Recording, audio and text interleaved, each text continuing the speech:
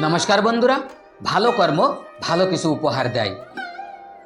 ছোট্ট একটি কাহিনী আপনাদের জীবন বদলে দিতে পারে। একজন ব্যক্তির সরকারি স্কুলে চাকরি হয়ে গেল। সে শহরে বাস করত আর তার চাকরি হলো একটি গ্রামের স্কুলে।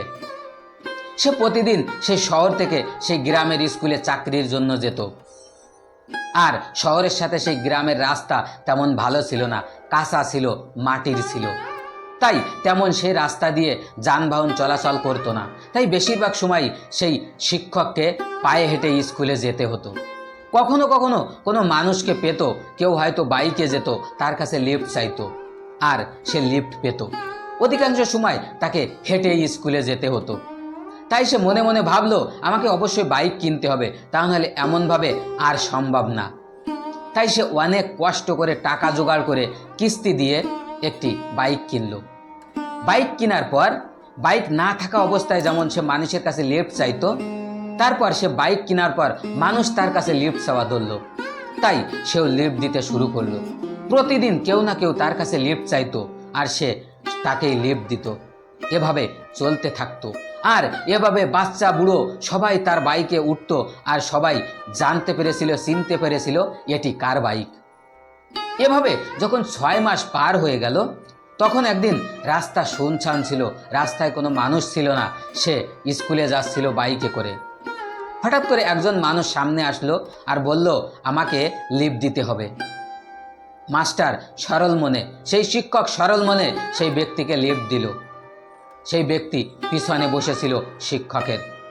যখন সেই শিক্ষক বাইক নিয়ে একটু সামনে গেল, সেই ব্যক্তি ছুরি বের করলো আর সেই শিক্ষকের পিঠে ধরলো আর বলল, তুমি এক্ষুনি বাইক থেকে নামো আর বাইক আমাকে দাও, তা না হলে এই ছুরি তোমার পিঠে ঢুকিয়ে দেব। এই কথা শুনে সেই শিক্ষক মাটিতে নেমে গেল বাইক থেকে। আর সেই শিক্ষক সেই ছিনতাইকারীকে বলল যে, বাইক তুমি যেখানে নিয়ে যাবা নিয়ে যাও, কিন্তু আমার একটি শর্ত রেখো, তুমি কাউকে বলো না যে তুমি আমার বাইক ছিনতাই করে নিয়ে যাচ্ছ।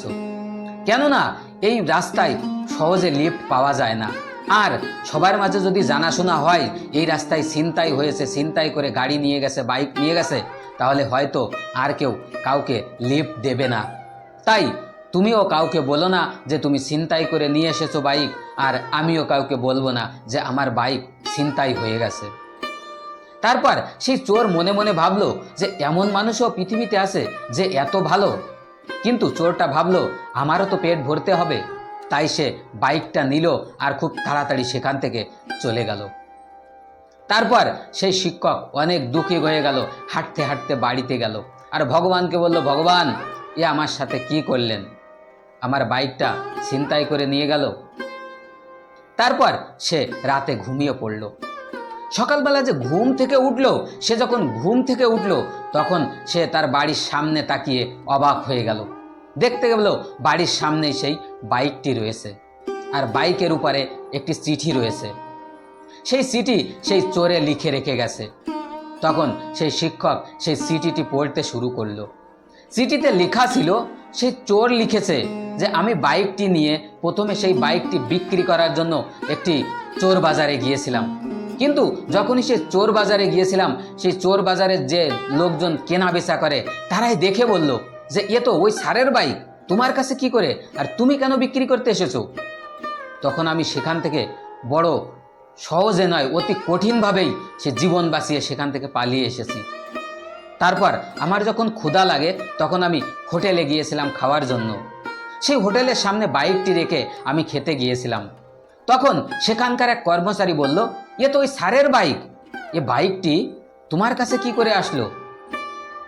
এই শুনে আমি কোনো মতে তাকে মিথ্যে কথা বলেছিলাম যে স্যার আমাকে বাইক দিয়েছে কিছু আনার জন্য, তাই আমি নিতে এসেছি।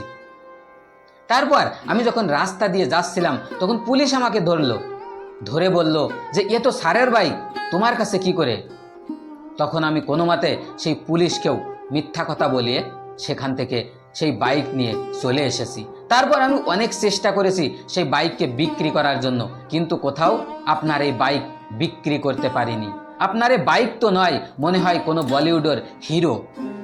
বলিউডের হিরোকে সবাই যেমন চিনতে পারে, আপনার এই বাইককেও সবাই চিনতে পেরেছে, সেই জন্য আমি কোথাও বিক্রি করতে পারিনি। তাই আপনার বাইক আপনি নিজের কাছেই রাখুন আর আমাকে ক্ষমা করুন।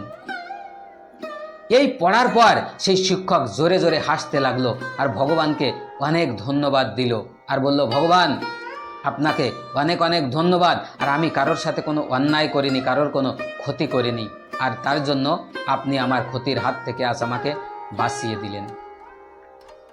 তো বন্ধুরা, ছোট্ট কাহিনী আমাদের এই শেখায় যে কর্ম ভালো করুন, দেখবেন জীবনে অবশ্যই তার ফল কিছু ভালো পাবেন।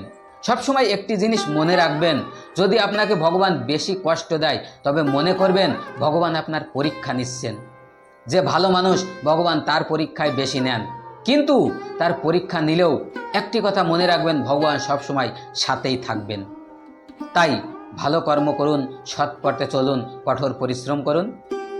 আর আমার এই ছোট্ট কাহিনীটি যদি ভালো লাগে তাহলে অবশ্যই একটা লাইক আর একটা সাবস্ক্রাইব করে বেল আইকন প্রেস করে দেবেন, যেন আমি আপনাদের সাথে জুড়ে থাকতে পারি। আর আমার এই চ্যানেলে এমন ছোট ছোট অনেক কাহিনী দেখতে পাবেন। আর আমার কাহিনীর ভিতরে যদি কোনো ভুল দেখতে পান তাহলে অবশ্যই কমেন্টস করে জানাবেন। ধন্যবাদ।